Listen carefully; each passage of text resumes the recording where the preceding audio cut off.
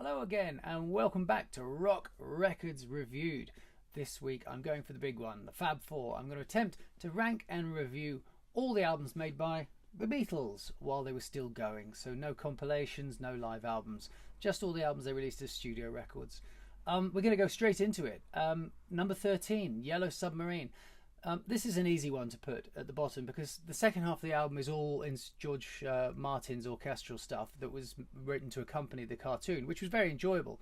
There's also a couple of old songs on the record. All You Need Is Love, Yellow Submarine is on there, and there's only sort of a handful of new songs altogether now. Hey Bulldog, It's Only a Northern Song. These aren't Beatles classics. They're nice enough, but it's an easy album to put at the bottom. Number 12, and we go straight into the controversy. Beatles For Sale. They look tired on the cover of this album, and they sound tired on the album. The energy and excitement of the records that preceded it just isn't there. You've got 8 Days a Week, I'm a Loser, Babies in Black. It's all a bit more introspective, and so much of this album is covers, old rock and roll covers, that I just can't place this any higher. It just doesn't have enough great new Beatles stuff on it to be any higher in the list for me.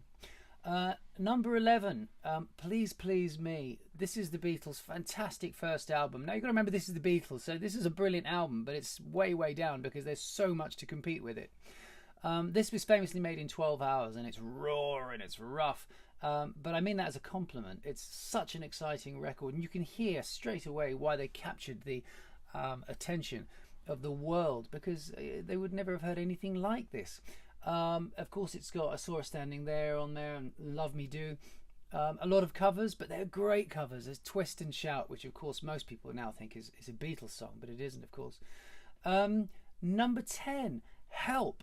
I've reappraised this album over the years, and not necessarily favourably. I used to absolutely adore it, but now I look at it, yes, it's got loads of great songs on it. All the albums from now on in do. It's got Help, The Night Before, You've Got to Hide Your Love Away, Ticket to Ride, and of course Yesterday. But it's the stuff in between all those songs I don't think is that strong. You've got songs like Act Naturally, which is a bit hokey and not the Beatles' finest moment playing wise or writing wise. Number 9, and more controversy, Let It Be. I love this album, don't get me wrong, I love it. But this is the Beatles we're talking about, and it's got so many great songs. It's got Across the Universe, Let It Be, I Got a Feeling, Get Back, but a lot of it sounds a little bit half-baked to me, and it's impossible to sort of separate it from the film, which you probably haven't seen. It's going to come out next year, re-released, where the vibe between them is not one of great harmony. It's not as nasty as people have made out over the years. Like, there's still a lot of great love between them. You can see that in chemistry. But the album just seems weary, I think. And the cracks by this point were really starting to show. And Phil Spector coming in and putting his schmaltzy strings over everything didn't help. Number 8, a record I listened to over and over again when I was growing up with the Beatles, their second album. This album just swings. Ringo is brilliant on this album. It's got All My Loving on it, I Saw Her Standing There, Don't Bother Me, It Won't Be Long. These are songs I grew up just loving. They're part of my DNA, and it's probably the album that sort of originally made me completely fall in love with them.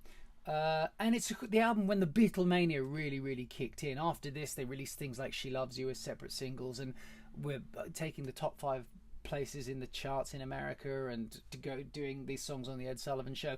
So it's at this point that the whole Beatlemania thing really kicks in. And in anyone else's list, this album would be infinitely higher, but there's so much more to come. Number 7, Magical Mystery Tour. Now this of course was released as an EP to accompany the quite appalling film. I don't know if you've ever seen it, but it's almost unwatchable, but it has a kind of weird psychedelic curiosity about it.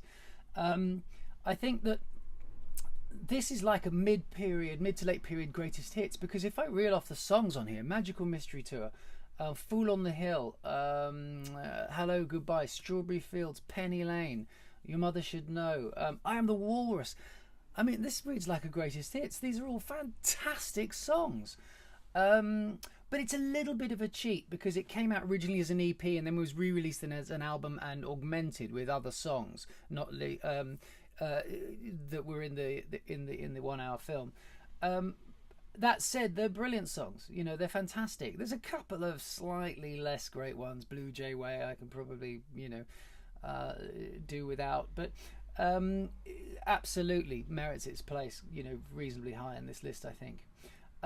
Number 6, A Hard Day's Night, another album that accompanied a movie, this time a great movie, I think, a real sort of timepiece, the black and white film of them just kind of running around London and escaping fans and things. The title track, of course, is a classic. I mean, there's so many good songs on this. I Should Have Known Better, and I've forgotten it's gone out of my head at the moment.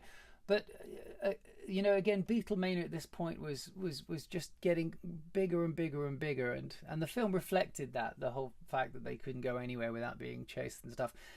And the charm and energy of the four of them is coming through in the music in spades. And it sounds to me like they're really, really working well together at this point. The combinations of songwriting, you just have to look at We Can Work It Out, where you've got Paul's verse and then John's break in the middle. Life is very short. That's a really good example of just how everything was working so nicely at this point.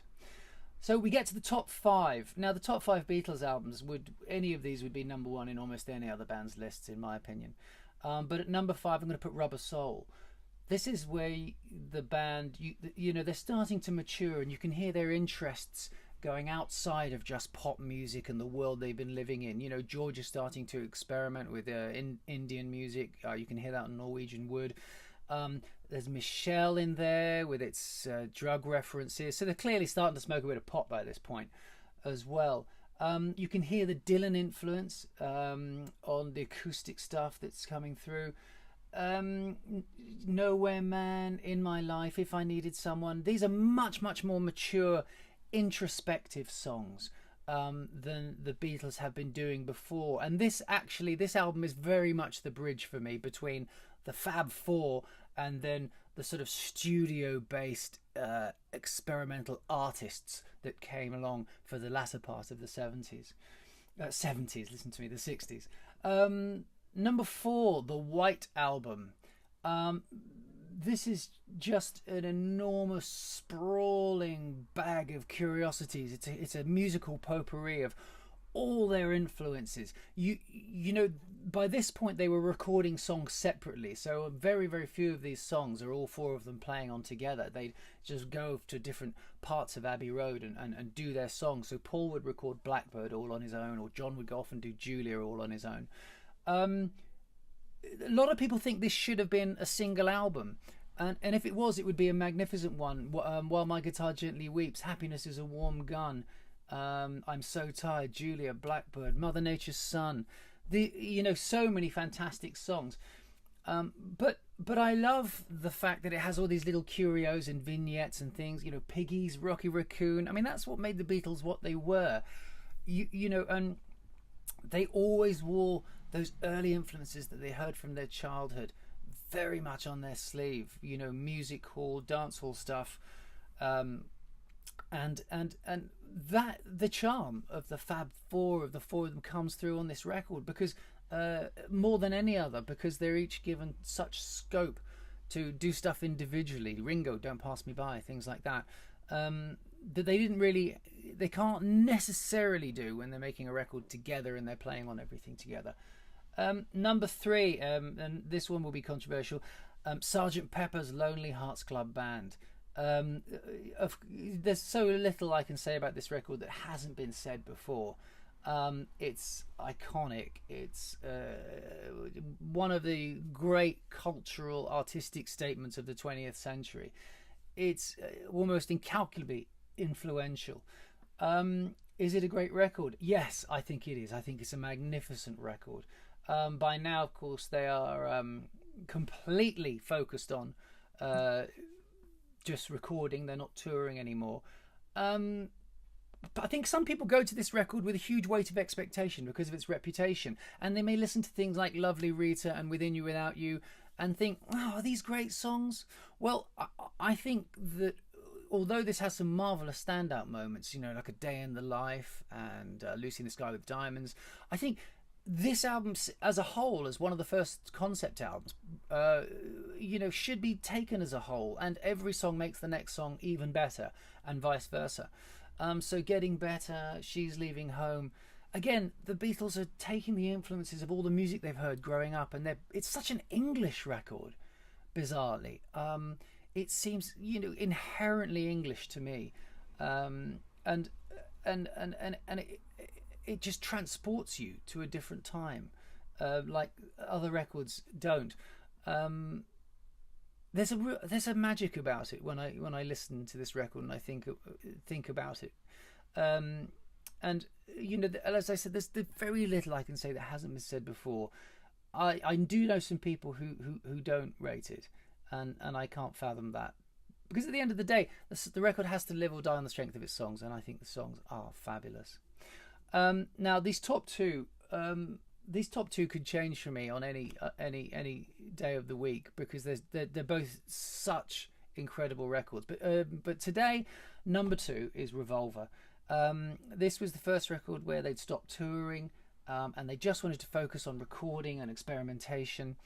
The band, particularly George on this record, are fantastic. There's some great guitar playing on Annual Bird Can Sing, and the experimentation they're doing with things like I'm Only Sleeping, a song that has just influenced so many rock and indie bands for decades now. But also there's For No One, Got to Get You Into My Life. The songwriting on this record is absolutely top grade. You can hear the band really spreading their wings with the arrangements and the sounds as well. All the things that were hinted at in Rubber Soul are really starting to come to fruition on Revolver, and then of course they just take it through the looking glass when they do Sgt. Pepper after this one. A brilliant record, incredible atmosphere, cool as hell. This is by far and away their coolest record. I don't think anyone would disagree with that. But my number 1 Beatles record, and my t-shirt is probably a little bit of a giveaway, is Abbey Road. Gosh, what can you...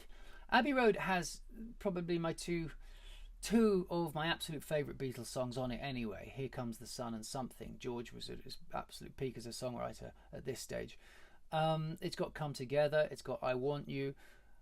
But the second side, you know, kind of getting chills now even just sort of talking about it. The suite on the second side is for me possibly the sort of 15 greatest minutes of music that's ever been made, and I know that's an enormous claim, but I'm not the only one who thinks like that. That's why Abbey Road is Abbey Road. That's why the Beatles are the Beatles, because they were capable of that. When you're listening to the record from You Never Give Me Your Money all the way through to, you know, to the end, it takes you on a roller coaster of emotions. You get goosebumps, you feel emotional, you feel uplifted, you feel sad, you feel the whole weight of the Beatles' backstory just coming together in this almost desperately sad sort of moment where you realise that it's the end. It's the end of the Beatles. They've grown up and it's time for them to move on. And that just somehow all comes together in that music. Now, look, there are a couple of songs on this record which a lot of people don't like so much. Maxwell's Silver Hammer, Octopus's Garden. I like them. Again, I think it's part of the charm of the Beatles that they put these songs in. But as a statement, and also because it's the last record they actually made together in the studio, I think emotionally there's so much weight behind this record, and they delivered. You know, they delivered. How glorious is that the last statement the Beatles made was that second side of Abbey Road. A monumental achievement. And if you're not convinced by that, then anybody who doesn't like Here Comes the Sun is just a grumpus. So go off and grump, because, you know, this is wonderful music. So look, that's my order of Beatles songs. I'm sure you don't agree. If you don't, then say so in the comments underneath. Subscribe and get an alert for my next instalment. Keep any comments clean because we're all friends here. We all love music and we're just having some banter. But I will see you again very soon for another episode of Rock Records Reviewed.